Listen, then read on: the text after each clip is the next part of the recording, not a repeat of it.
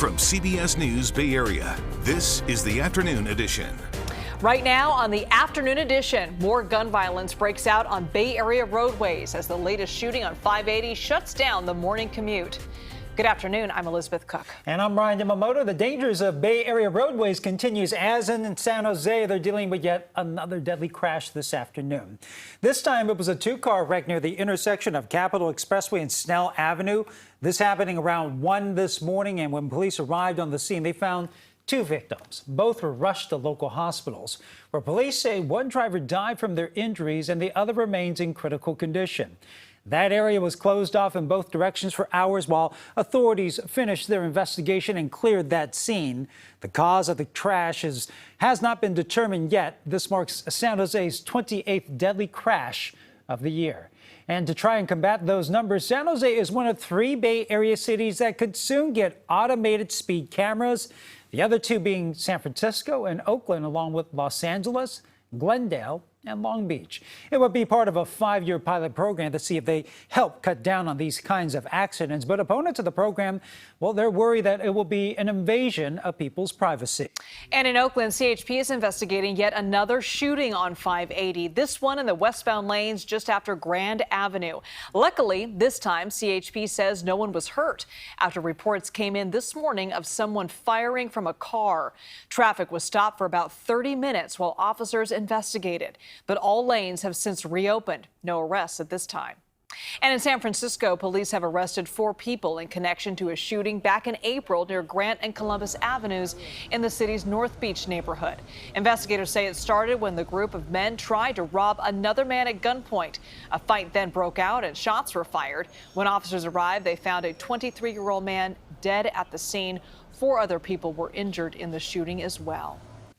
Now to Antioch, where Police Chief Stephen Ford announced his resignation from the force just a year after first taking the job. Yeah, Chief Ford tells us this was a difficult decision for him and his family, sending us this statement, which reads in part that he was grateful for the opportunity to serve and said his last day will be August 11th. Now, all of this is happening as the Antioch Police Department is being investigated by the FBI. The feds uncovered dozens of racist and homophobic text messages, allegedly sent back and forth between officers for years. Nearly half of the officers in the department have been put on leave. Now, at the same time, we've learned Chief Ford is expected in court this week to testify about the scandal. Yeah, Ford was subpoenaed by criminal defense attorneys who say the department violated the Racial Justice Act. Several other Antioch police officers were also subpoenaed as well, but at least 5 of them are fighting it, saying that they have industrial injuries and can't show up to court. The city has also been hit with a federal lawsuit for violating people's civil rights. Andrea Nakano spoke with some of the people who are going after the city about the chief's decision to step down.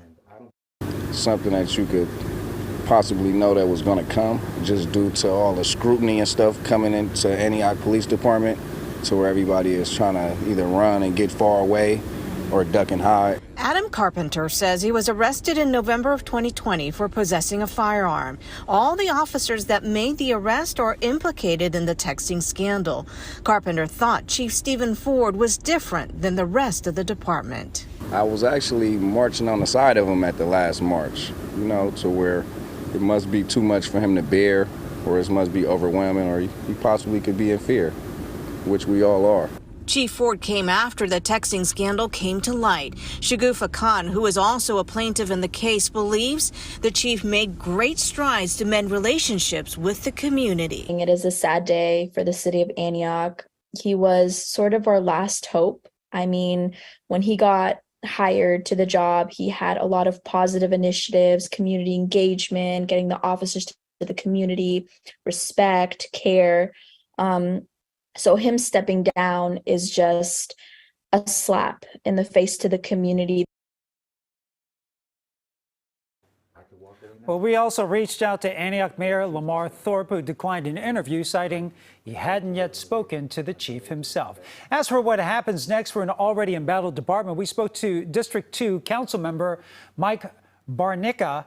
who he says even he was shocked by the news. He told us it's the city manager's job to appoint a chief, but Antioch city manager just resigned as well. His last day on the job was Friday. The acting city manager could make the call, but the council will have to iron out the details. It's very important to all of us to make sure that we immediately start this search to look for the right person for the job. Whether that's somebody on a temporary basis or more of a long-term basis, that remains to be seen.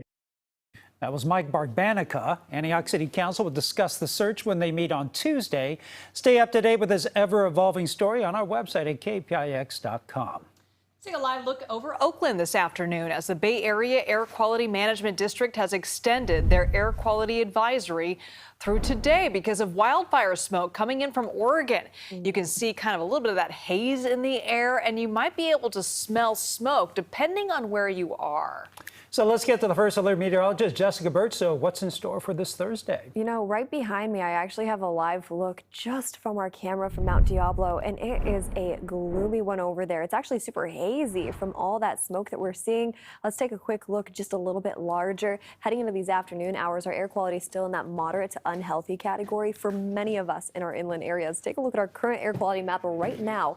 Moderate conditions up near Santa Rosa. It gets a little bit worse the closer we get to Fremont and San Jose into that unhealthy category, but we've been monitoring that all day and we've been tracking the winds. It just keeps streaming its way in from the north. Those onshore flow winds are actually helping it a little bit along the coast, but not so much in our inland areas. Taking a live look at the Golden Gate Bridge right now, we're seeing that marine layer begin to dissipate. Sunnier skies expected for us today, heading into the evening hours tonight. So beautiful conditions to really get out there and enjoy the outdoors if you can look past, or at least if you live along our coastline. Now, here's what we're looking at heading into our forecast tomorrow.